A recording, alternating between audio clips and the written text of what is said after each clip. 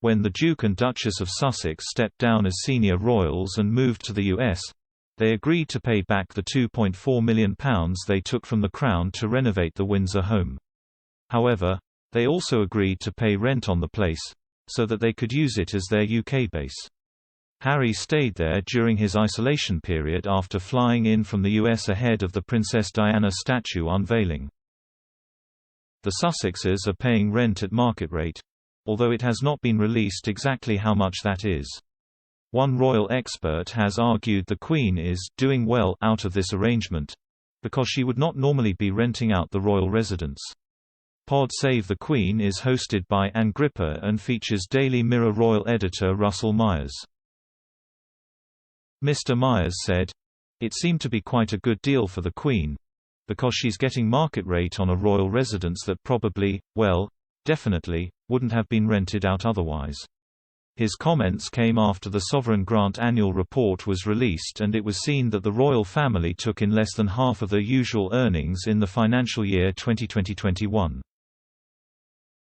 This was in large part due to a ban on visitors to Buckingham Palace and Windsor Castle, as well as other estates.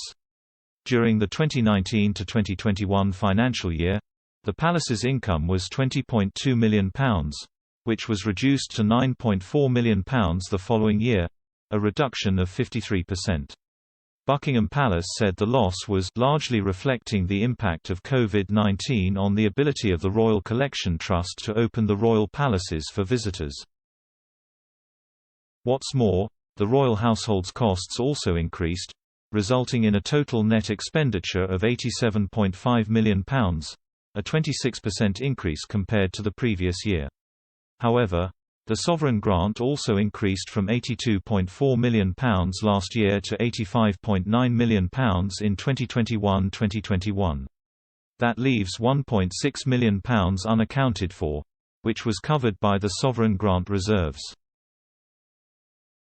Mr. Myers argued that the financial hole would have been more damaged if Meghan and Harry had not paid back the £2.4 million they took to renovate Frogmore Cottage. He said, "It would probably have been more damaged, the financial hole, if it had not been for Meghan and Harry repaying the money for Frogmore Cottage."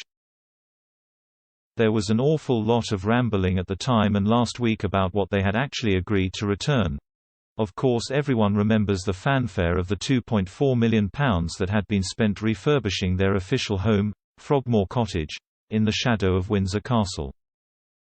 Harry is actually staying there at the moment because he has flown back to isolate before the big event tomorrow. However, we do understand they have paid that back and they are paying rent payment on that house as well, which we still don't know what those payments are. He added, "It's always a bit of a tricky business when you get into royal finances because, as transparent as they think they are, I don't think it's as transparent as a set of accounts laid out in front of you and accounted for every penny."